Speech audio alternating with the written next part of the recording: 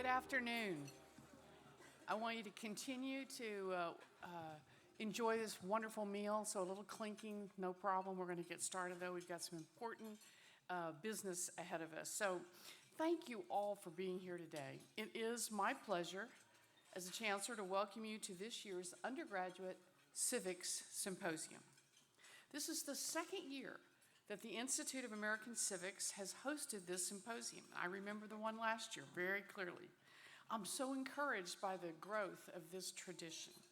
Last year, I was impressed with the number of students who are participating, not just from UT, but from all over the state. So I want to ask you, will all the students who are not from UT, will you please stand? Welcome to UT. Now, I want you to stay standing, and all the rest of the students from UT, I'd like to see you all stand as well.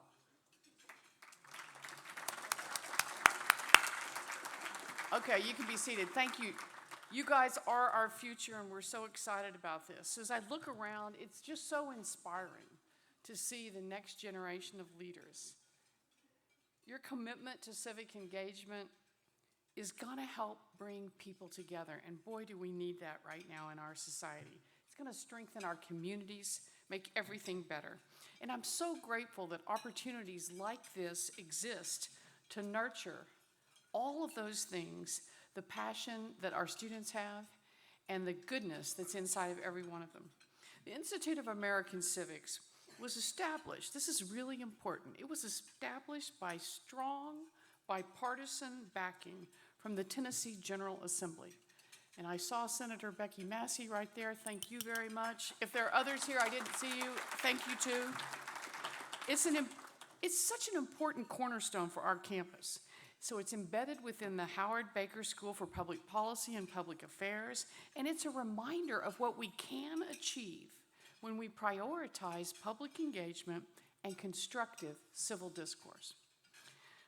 Its bipartisan origins make the Baker School an absolute fitting academic home for the Institute and set it apart, honestly, from many similar units around the country.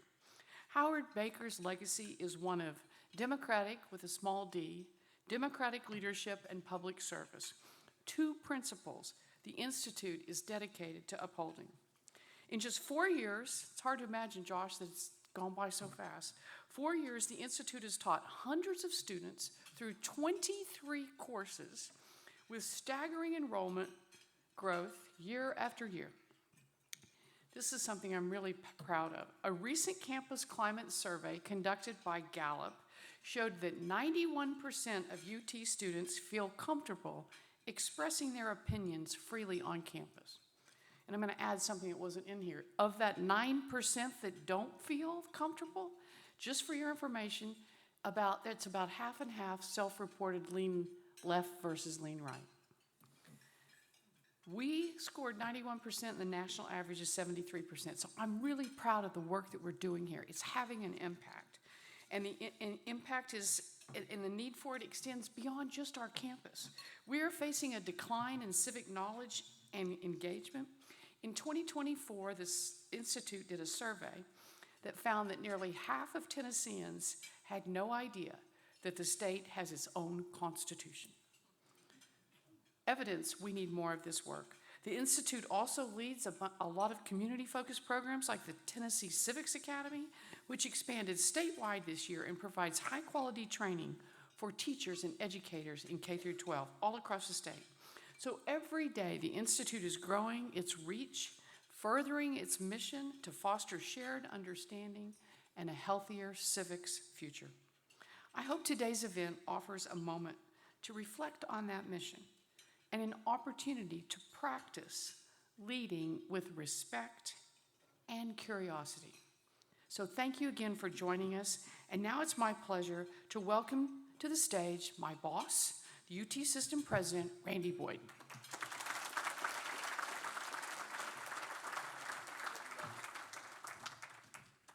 Thank you, Dondi. I couldn't help but reflect while she was speaking. So 8 years ago, my predecessor in the job met me after I had campaigned for another job, which I didn't get. And he said, look, I was talking with the governor. He said, since you're unemployed and not doing anything, would you mind sitting in as president until we can find somebody that's qualified to do the job? I said, sure, I'll give it a try. But I remember you have to be clear about your objectives. I want to do 5 things. I'm proud to say that we accomplished all 5, but the one that I always said was the most important was making sure I got a great new chancellor for UT Knoxville. And I'm going to say immodestly, I think I did a great job, don't you think? Dondi, you've done amazing. And Dondi and I, over the last 7.5 years working together, we talk a lot about what things we're the most proud of in our tenure here, and we both have our top 3. Both of us believe that this Institute for American Civics, when we leave here, will be one of the things that we talk most proudly of. We're so proud of the work that's happened here. So the Institute of American Civics was established by Governor Lee and the General Assembly with bipartisan support, as Dondi just mentioned. Thank you, Senator Massey, again, for that support. And that's so important that it was bipartisan. And I think I'm going to go out and say that it's unique in the country. There are a lot of organizations like this, but they're usually based on a partisan sponsorship, and ours was not. So we were birthed in the right way, and the vision is to be a beacon of light for civility, civil discourse, and civic engagement, and we're achieving that. I want to say thank you to the governor and the General Assembly for the support originally. I want to thank Dondi, Marianne Wanamaker, Josh Dunn for their leadership. And mostly, I want to say thank you to everybody that's in this room, in particular, all of our students. You know, sometimes we get despondent about the future of our country. I tell people that feel bad about the future of our country or worry about the future of our country, you need to come stand here where I'm standing and see the young talent, the people that are passionate about making a difference. I have hope and inspiration for the future because of you, so thank you all for being here. So Mike, thank you. But I was only given 2 jobs, and so I need to do those now. And the first one is to introduce our student MC for today. So before introducing the Vice President, I want to take a moment to introduce the student who will be leading this conversation. One of the goals of the Institute of American Civics is to create meaningful opportunities for students to engage directly with the ideas and the leaders shaping our public life. Today's conversation reflects that commitment. We're pleased to have one of our own students guide the conversation. John Knighton is an economics major, a civics major, and a de Tocqueville scholar. He is also a member of the Smith Global Leadership Scholars Program. Through his work at the University of Tennessee and his engagement with the Institute for American Civics, John represents the kind, thoughtful, and engaged students we aim to support and develop. And John will come up in a moment, but first I need to introduce our honored guest today. Michael R. Pence is living proof of the American dream. From a small town in Indiana, he worked hard to earn his bachelor's degree in history, found success as a lawyer, hosted a successful syndicated radio show, appeared on weekly television public affairs shows, and later became a trusted and honorable public servant as a congressman and a governor before his time in the White House. He achieved accolades in his efforts to America's renewed commitment to space exploration, led the Operation Warp Speed to work to end the pandemic, and holds respect of many Americans on both sides of the aisle. And throughout it all, he has held steadfast in the importance of hard work, faith, and family. Married to his college sweetheart, Karen, and the proud father and grandfather. Ladies and gentlemen, please help me welcome the 48th Vice President of the United States, Mike Pence.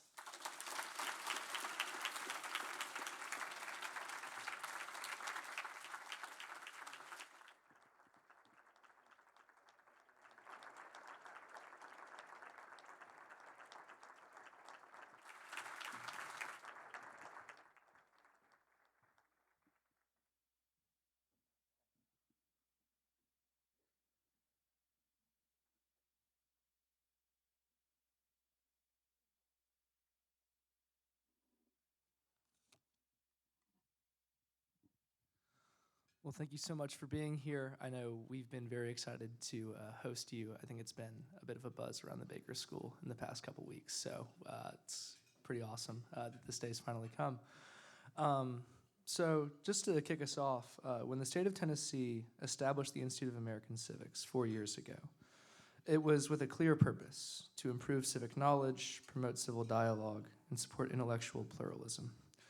Those ideas are deeply reflected in the legacy of the Baker School's namesake, Howard Baker, and in your own lifetime of public service. What do these principles mean to you, and why do they matter today, both on college campuses and across the country? Well, thank you, John. Thanks for giving me such a warm welcome. And I want to thank all of you for this warm welcome to the University of Tennessee. It is great to be back in Knoxville. I told a couple of you, I mean, the warmth that people have greeted me today may have more to do with my tie than anything else, which I'm happy to continue to wear until Tennessee meets Purdue University in the Final Four NCAA basketball championship. And you can applaud both those things. You don't have to say who you're for. but it's wonderful to be here.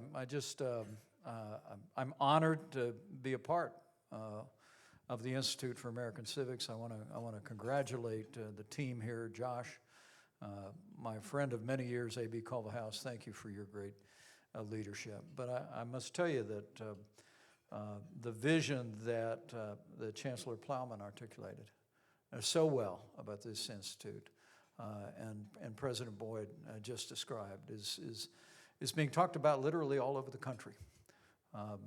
Join me in commending all the great leadership here at University of Tennessee for making this vision a reality.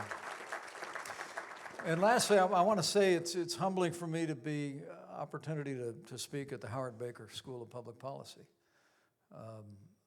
Senator Baker is someone that I've admired my whole life. He personified not only the principles, but I think the characteristics of statesmanship to which I have aspired for much of my life. Not all.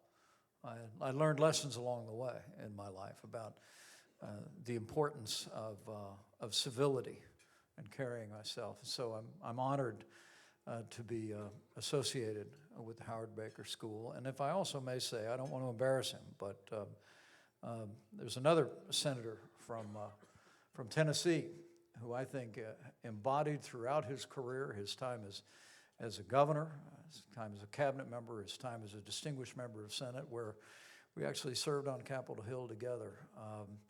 And would you all mind just joining me in thanking Senator Lamar Alexander for all he's meant to American public life and to civics? Senator, it's an honor to be with you today. I also told the senator that I would mention that he's got a new book coming out. It's out in May. It's called The Education of a Senator, and he said you all are perfectly welcome to go online and order 100 copies today. So, Senator, I'm really humbled you're here and grateful for your friendship and, more importantly, your example. Look, I think to answer your question, John, is I came to learn in the course of my life that I think democracy depends on heavy doses of civility. And I think the American people long for us to restore a threshold of civility in public life. And I want to commend the University of Tennessee for holding up that standard, because I think it's coming back. I've told people over the years I'm a conservative, but I'm not in a bad mood about it.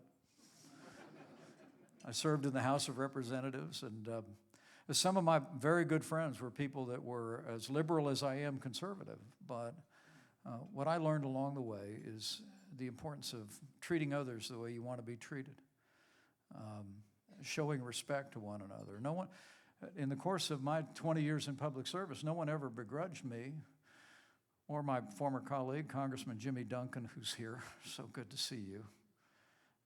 No one ever begrudged me standing for what I believe in, but it's when things become personal. I think negative personal attacks have no place in public life, and I really want to congratulate this focus as the Institute has on American civics, because I think everything begins with the character of leadership. And if we get the character of leadership right, if we return to respecting one another in public life the way most Americans respect their neighbors and colleagues and coworkers and friends every day, I know the future of this country will be bright indeed. So our next question, in an era of globalism and digital identity, what is it about being distinctively American that young people should value and be proud of? Well, I think, when I was vice president, I got a chance to travel around the world, represent our country. Met with heads of state and people in countries, friend and foe alike. I spent 12 years on the International Relations Committee, so I've done a fair amount of moving around for a guy from Indiana. And I think in the midst of all that travel, I'm absolutely convinced that while even our allies in the world don't always agree with America on everything, they admire America. And they admire us because of our ideals and because of the principles enshrined in the Constitution of the United States. And I think that's a good place to start, John. I mean, it's true to say that you can move to Italy and it won't make you Italian. You can move to France and it won't make you French, right? But you come to America, and if you embrace the principles enshrined in the Constitution of the United States and the Declaration of Independence, just like my grandfather did when he got off a boat in 1923 from Ireland onto Ellis Island. You're an American. We're Americans because of our ideals. We're Americans because of our principles. And those principles and those ideals put into practice since the Constitution was adopted 239 years ago, and the Declaration was signed 250 years ago, have created the freest and most prosperous nation in the history of the world. And I think your generation and every American should celebrate that, especially this year. Certainly, I think so. Next question. You have framed your fidelity to the rule of law and the Constitution as a sacred trust. How does upholding the rule of law relate to patriotism in your mind? Well, I think it's directly related. Whether you are a police officer, and we've got some great local law enforcement officers that are looking after us today. You could give them a round of applause. They deserve it. But whether you're a police officer or you're a member of the United States military, I'm proud to say my son is a major in the United States Marine Corps, and one of my unworthy son-in-laws is a fighter pilot in the United States Navy. Or whether you hold elective office, you all take the same oath, John. An oath that young people in this room might take someday in various capacities of public service. And that is you put your hand on the Bible and you raise your right hand and you pledge to support and defend the Constitution of the United States. And it ends with a prayer. So help me God. Now that oath enshrined in the Constitution initially did not include those last four words, but history and tradition tells us that George Washington, when he took the oath of office as our first president, added those words. And they were added to the oath of office and every oath of office since. And so I think when you think about entering public life and that sacred obligation, for me, people that know me know I'm a Christian, a conservative, and a Republican in that order. I mean, I hope if you get to know me and my wife Karen, you know that our faith in Jesus Christ is the most important thing in our life. Our politics and our policy follow after that. But for me, through thick and thin, in my years in Congress and as a governor and as vice president, even through some tumultuous days, when I had time to deeply reflect, I remembered that when you make that promise, whether you're a police officer or a president, you make it to the American people, but you also make it to Almighty God. I mean, I think it was Sir Thomas More who said, what is an oath but a promise that we make to God? And Psalm 15 says he keeps his oath even when it hurts. I know something about that. But what I'd say to these young people who've been kind enough to give up a Saturday afternoon, which would have been incomprehensible to me as an undergraduate, is that you're here because I expect you're interested in public life in some degree, appointed, elected, interested in putting on the uniform maybe for a while, serving your communities. Just reflect on the two levels of that promise. And you'll find the strength to keep it. You'll find the strength to keep that oath. Just as Americans have throughout our 250-year history, we've supported and defended the Constitution, just as men and women in uniform at this very hour who are taking the fight to the heart of darkness in Iran, risking life and limb for our security.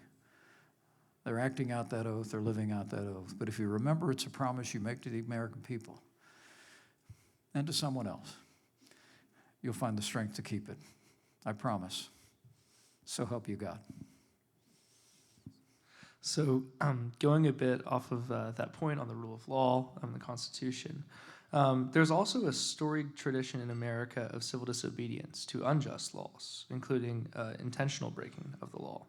You can think of the Patriots' Boston Tea Party, throwing chests of tea into the ocean, to women like Susan B. Anthony illegally voting in the 1872 presidential election, to Rosa Parks refusing to give up her seat, and similar acts of civil disobedience during the civil rights movement. Do you think patriotism sometimes requires disobedience to duly enacted laws? And how do we know when? Well, I think the short answer is yes. But civil disobedience doesn't mean you excuse consequences. You accept and embrace the consequences if you take a stand.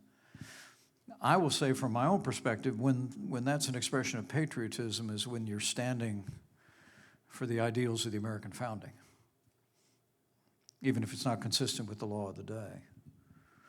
It was one of the great privileges that I had while I was serving in Congress is we were there when the remains of Rosa Parks were given the honor of lying in state in the Capitol Rotunda. I think of the heroes of the civil rights movement, people that literally risked life and limb. I've served, Senator Alexander and I both served in the Congress at the time that a congressman named John Lewis served in that place. John and I actually became friends over the years. John was a right-hand man to Martin Luther King Jr. But he came to national fame because he was literally beaten to within an inch of his life in Selma, Alabama, on what came to be known as Bloody Sunday, on the Edmund Pettus Bridge. They crossed that bridge. It was against the law to do it. But they did it because they were standing for, I believe, for what Martin Luther King Jr. called the promissory note of the Declaration of Independence. I mean, it was a principle that really split history that we're celebrating this year. To have formed a nation around the principle that all men are created equal. And they're endowed by their Creator with certain inalienable rights, life and liberty and the pursuit of happiness.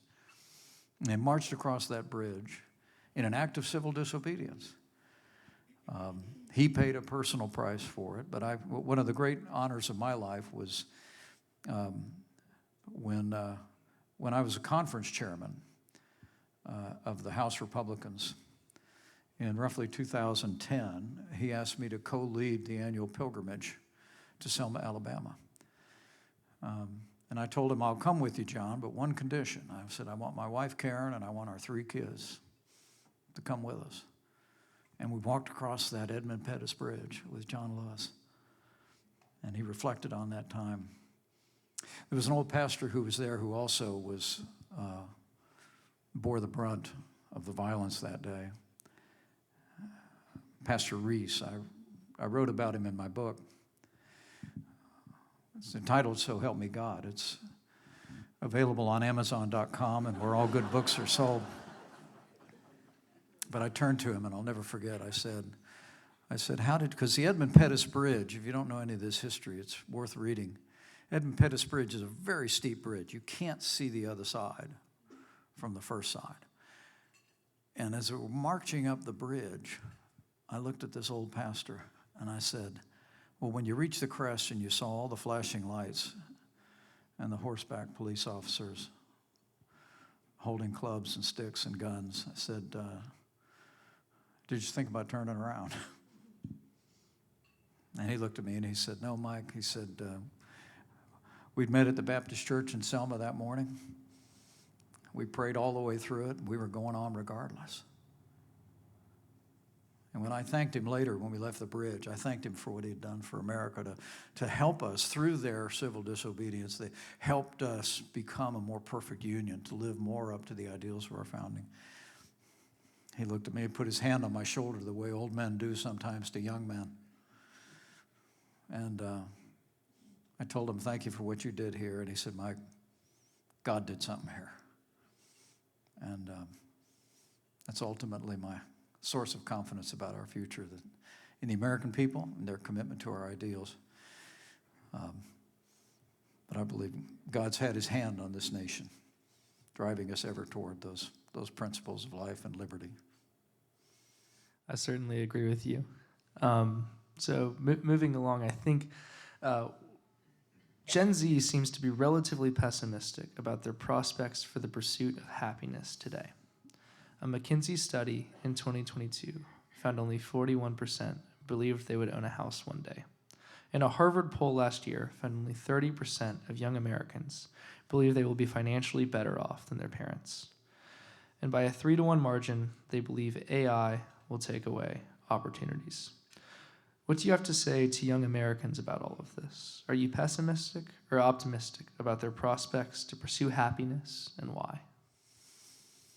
Well, AI doesn't intimidate me. We've had artificial intelligence in Washington, D.C. now for about 250 years.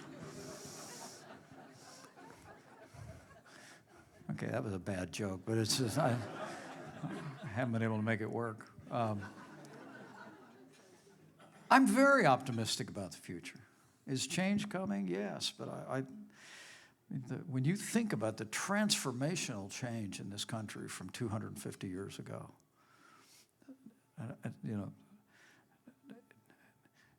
it is a testament to our ideals, to the principles enshrined in our Constitution, and it's a testament to the American people.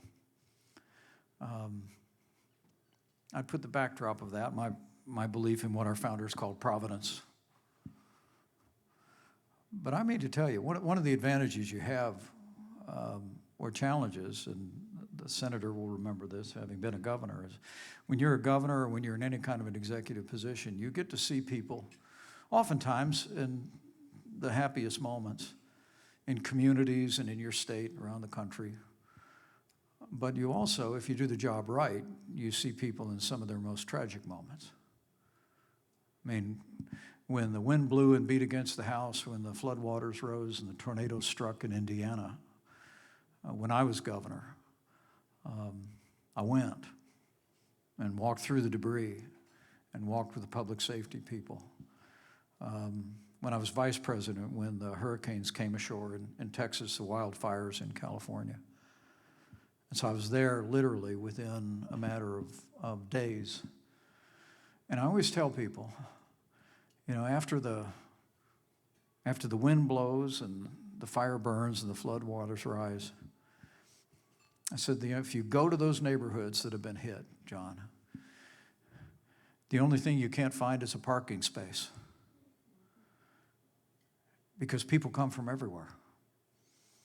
I mean, they load up their cars with coolers full of water and food, toolbox in the back of the truck. They head that way, and they show up and help people that they never met before and will never see again.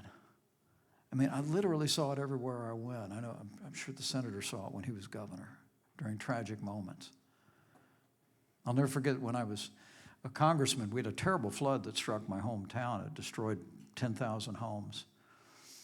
And I was at the shelter a couple days later, and there was an old boy sitting on a plastic chair. He had all the different government entities around where he was applying for aid and support and FEMA. And I walked up to him and I said, how you doing? houses in a neighborhood that got hit hard. And he said, well, sir, he said, I'm doing okay. Let me describe this guy. He was probably about my age, but let me say high mileage, right? A little nicotine-stained fingers and looked like maybe he'd had something cold to drink already that day. But I said, how's your house? And he said, well, actually, they tell me I'm going to be back in the house in a week. I said, wow. I said, FEMA come through for you on that pretty quick. And he said with a quivering lip, he said, no, sir. He said, the day after the flood, I had this van pull into my driveway of people. He said, 4 guys from Shelbyville, Indiana climbed out with tools, and they said, we're from the Baptist Church in Shelbyville, Indiana. We're here to rebuild your house. And he said, they're there right now.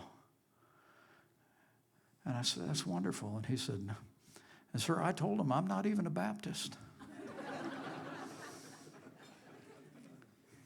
And they said, we don't care. I'm kind of thinking maybe he is now. I mean, that's my confidence, having seen the American people pour themselves out. I am convinced, and I say this with authority, having seen it with my own eyes, coast to coast in this country, the American people are the most generous, hardest working, resilient, patriotic, faithful people the world has ever known. We just need government as good as our people again, and I think we'll have it soon.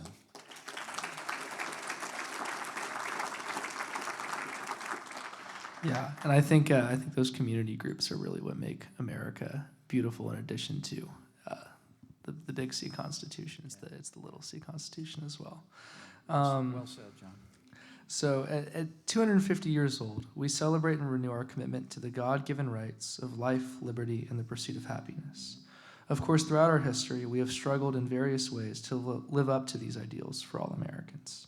And yet, at 250, a very good case can be made that there is nowhere else in the world one is luckier to be born than in America. Still, we face challenges.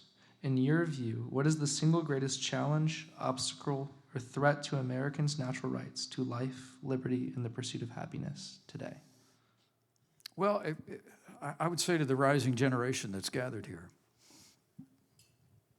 when I think of the greatest challenge facing the country and why it is so important, the work that the Institute is doing to inculcate a politics of civility and mutual respect, is the national debt. Just this week, they adjusted it up. It's now $39 trillion and counting. About the time I arrived in Congress 26 years ago, our national debt was a couple of $1 trillion. But it's grown exponentially over the years. And it's driven largely by our entitlement programs in this country that the American people cherish: Social Security, Medicare, Medicaid. But the troubling thing to me, John, is that 2 years ago was the first time in American history where we spent more money on interest on the national debt than we did on our national defense. And it cries out for not only policies that will set us back on a course of fiscal solvency, but a politics that makes that possible. I mean, the truth is, until very recently, every major legislation ever passed was passed on a broad bipartisan basis, allowing the Congress to work its will, to look for reasoned solutions. Now, I spent most of my time in the House of Representatives, and the founders intended the House of Representatives to be full contact, right, Jimmy? I mean, it was just bring it, right? The passions of the American people expressed. But the Senate itself was always intended to be the cooling saucer, where people kind of work it out, find out where there might be consensus on issues. And when I think of dealing with the national debt, when I think of bringing reforms to some of these longstanding entitlement programs, I know, John, it can be done. There are ways you can reform these programs and put America back on a sustainable path, and ensure these programs are there for your generation. But it's going to take a politics that allows people to trust one another and moves beyond the sound bites and the clickbait of the modern era. And I honestly think that I think those ideas are going to find their time in the days ahead. But the precursor is going to be what the Institute of American Civics is all about. What the late Howard Baker personified, and other distinguished leaders in the room, the senator and the ambassador, embody. And that is, you're going to have a politics that starts with, all right, let's all agree what the problem is, and then let's agree best intentions on both sides, and let's go work the problem. I mean, I have to tell you, I have 3 kids. They're all married. More importantly, they've given us 5 of the most perfect grandchildren ever born in the history of the world. I have 5 grandkids. My oldest just turned 5, and we got 1 on the way. And I have to tell you, I honestly think, I mean, you look in the face of my grandchildren, I simply can't walk by on the other side of the road on this issue. I simply can't look at these extraordinary young people from here at UT or around the country and simply say, that's your problem. I think it's incumbent on our generation to step up, to carry ourselves in such a way that'll make the politics of real reform of these major programs possible, so that we can ensure a prosperous and fiscally solvent future for our children and grandchildren. And I'm going to be a voice for that. Awesome. Thank you. So I think we have time for one of our audience submitted questions. So from Arden Johnson at the University of Tennessee, Knoxville, what is the biggest piece of advice you would give to young people interested in public service today? Well, first, I would tell, what's his first name? Arden. Arlen? Arden. Arden, hi. Arden, where are you? Is he in the room? Oh, hi, Arden. Well, I think she asked a really fundamental question, and when I met with some young people earlier, I'll tell you, the first thing I would say, Arden, politics and public service is a very honorable profession. So, and understand that. And don't shy from it. The second piece of advice I always tell young people is speak your dreams. You know, when I was your age, I always kind of wanted to be the congressman from my hometown. And I was very shy about telling people that. I thought they might be dismissive of it. And I understand that. Humility is always to be encouraged. But the thing I hope you sense in this room, when you see the men and women of stature who are gathered in this room around so many great young people, is that when you speak your dreams and you tell people where it is you'd like to go, you'll be overwhelmed how many people want to come alongside and help you get there. And understand that it is absolutely essential to America that we have men and women of character and integrity stepping forward in public life. And so the second thing is speak your dreams. And the last thing I would tell you is show up. Show up at the local party headquarters. I remember, John, when I did that, I actually started in politics as a Democrat. I was the Youth Democrat Party coordinator in Bartholomew County, Indiana, 1976. When I met President Carter, I told him, when I was vice president, I said to President Carter, I said, Mr. President, I have great respect for you. Thanks for your service to the country. But I said, I hope it doesn't offend you that I actually also voted for you. And my Republican friends would forgive me a little bit, and they'd say, everybody voted for Carter in 76. I said, no, I voted for him in 80. But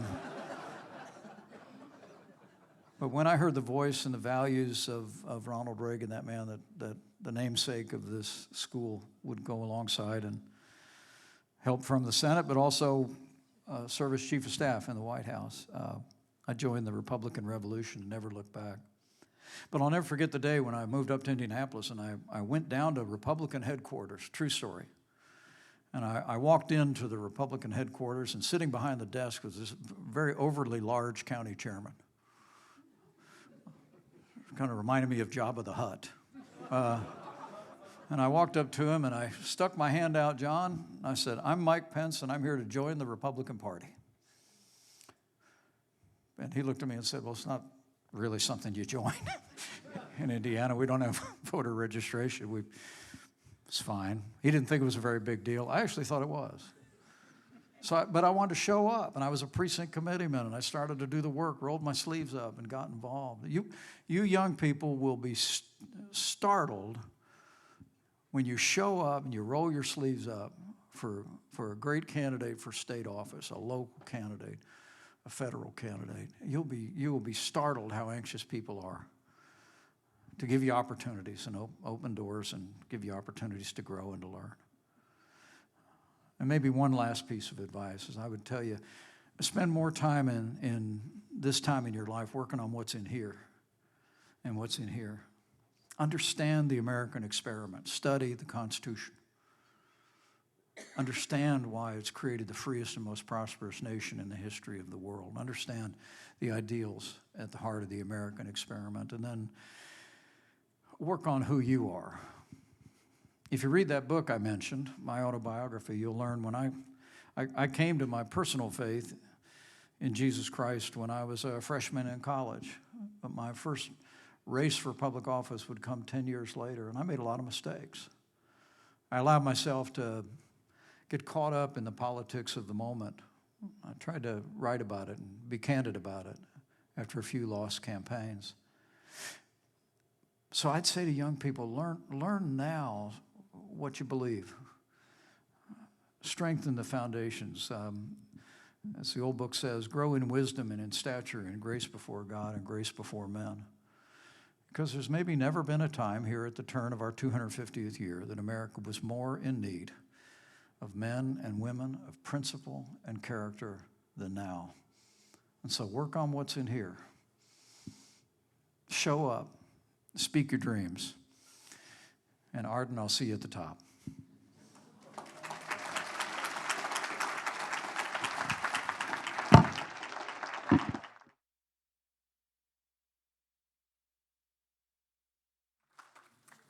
Well, before I give my promised brief closing remarks, I just want to take the opportunity to thank you, Mr. Vice President, for being here.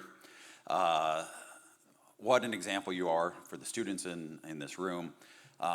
You provide a model of principled service that I think can be an inspiration to the students here and everyone else in the room, regardless of their party, regardless of their political persuasion. So thank you.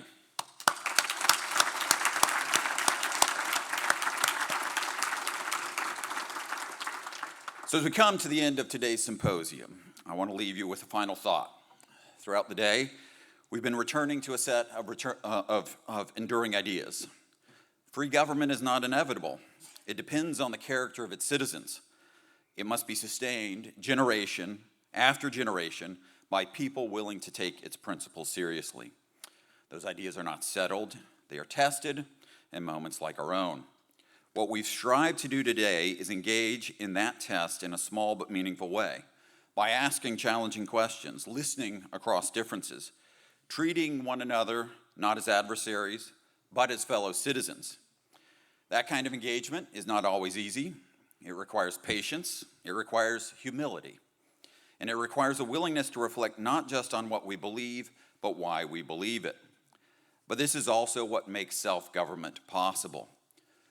So that responsibility now belongs to you, the young people in this room, and everyone else as well in this room. So we will leave here, return to our campuses, our classrooms, our communities.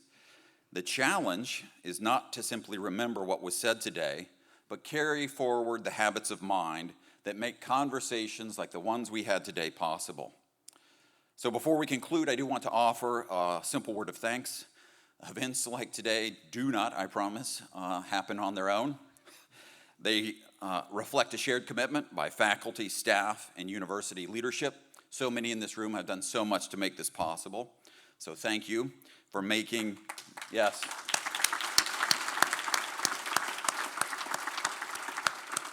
You've created space for students to think deeply and engage honestly and to develop the habits of good citizenship.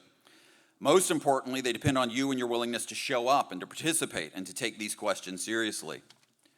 So thank you for being part of this symposium. We're so honored that you're here, and we look forward to the conversations you'll continue beyond this room. So until next time, please continue to ask questions, to engage with each other in good faith. If we all do that, I believe that we will, in the words of Abraham Lincoln, remain the last best hope of earth. Thank you.